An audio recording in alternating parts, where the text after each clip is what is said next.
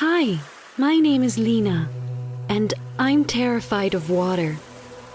Do you have unexplained fears? The so-called phobia?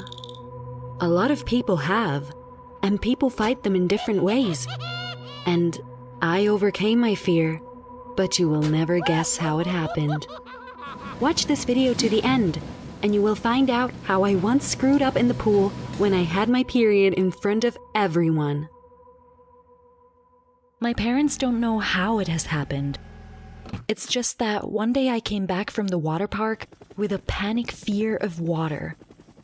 I became panic-stricken about taking a bath and going to the shower. Only after persuasion and bribes, I agreed to take a quick shower, but after spending more than a minute there, I started to get hysterical. My parents thought that this was just childish mischief, and promising to give me a pony brought me to the water park. They wanted to fight fire with fire. But as soon as I walked in the door, I lost consciousness. My parents did not try to solve the problem on their own and made an appointment with a psychiatrist. Imagine, you are still just a small child and already a potential future patient of a mental hospital. Naturally, I was afraid to go to the doctor. Wouldn't you be scared if you were me? I was prepared for anything, from a straitjacket to the brain surgery. But instead of the psychotic doctor, I was met by the charming Miss Crystal. Miss Crystal talked to me, played games, joked, and talked a lot, and soon, this gave a real result. I was able not to panic in the shower for more than a minute.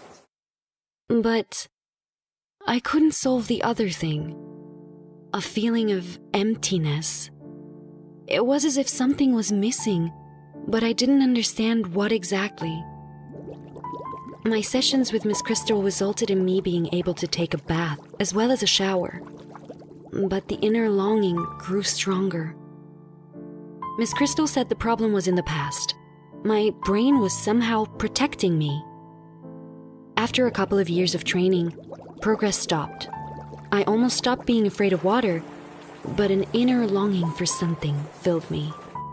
As my 14th birthday approached, Miss Crystal realized at the next session that she had done everything possible. Miss Crystal said that I was healthy and that I would soon be going through puberty and a hormonal surge would put everything in place. So I waited, and waited. 2 years passed and my maturation did not begin. No menstruation, no hormonal surge. While everyone around me was learning to love and be happy, I was still left alone with my fear of water and inner longing. Because of this, I did not immediately realize that my classmate Tony has been paying attention to me and courting me for several months. Recently, he began to pay me compliments, gave me small romantic trinkets, and also accompany me home after school. The other guys asked, "Are you two a couple now?" And I'd say, "No, we're just friends." Tony could only blush and shrug his shoulders. Everyone around him understood that the lovesick, unhappy Tony was in the friend zone. My friend zone. My mother opened my eyes when she said, "If you don't like Tony so much, then don't make him suffer for unrequited love." And I made a decision.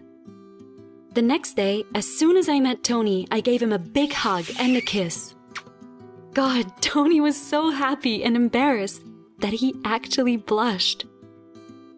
And I felt the same as the first time after the water park.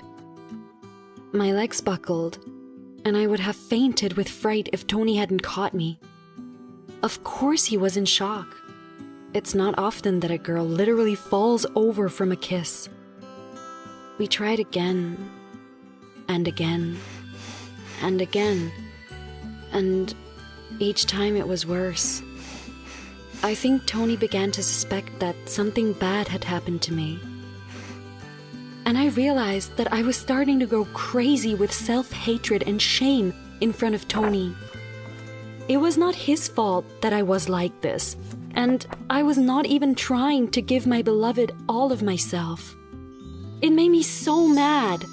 Fear of water? Okay, but I won't let my fears ruin my personal life.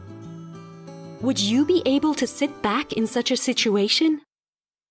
The psychiatrist promised that everything would pass when I grow up. But I wasn't ready to wait for this mythical moment. I couldn't even get my period started. This won't do. I took Tony's hand firmly and asked him to come with me to the water park. I was sure that if I faced one of my fears head on, the other would leave me alone. The night before I went to the water park, I couldn't sleep. My mind kept going back to the water park, and when I imagined it, something happened. I felt afraid. But not only that, something was beginning to stir inside me. I began to remember. A lot of water, shortness of breath, fear, and something else.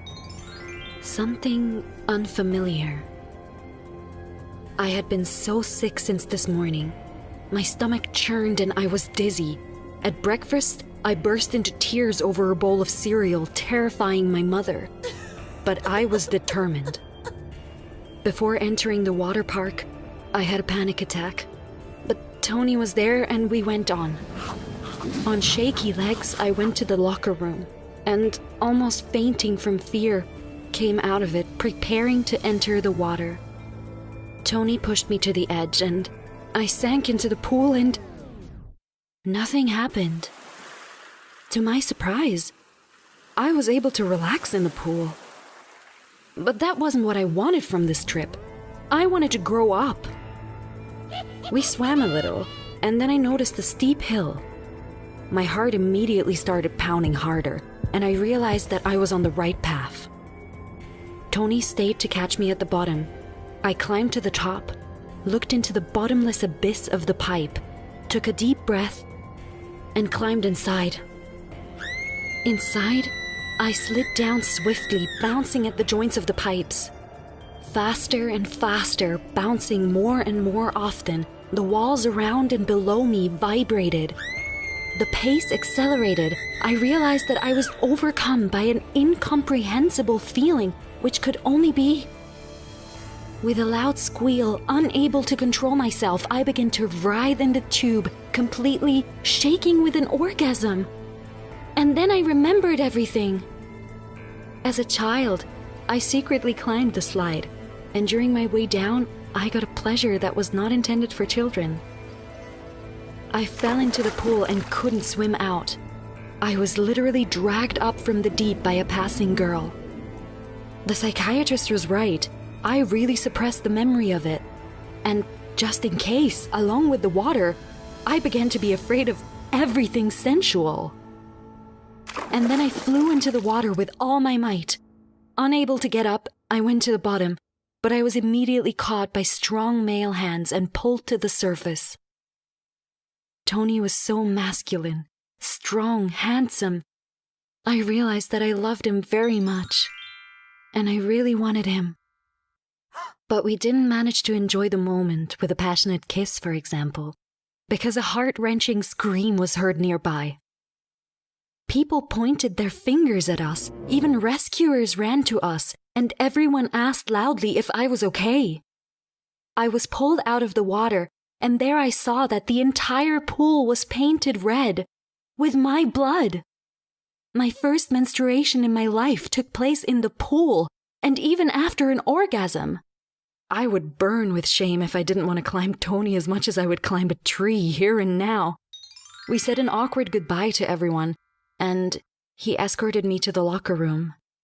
I kept dripping red on the floor, and a nice older woman gave me a spare pad, scolding me for being careless.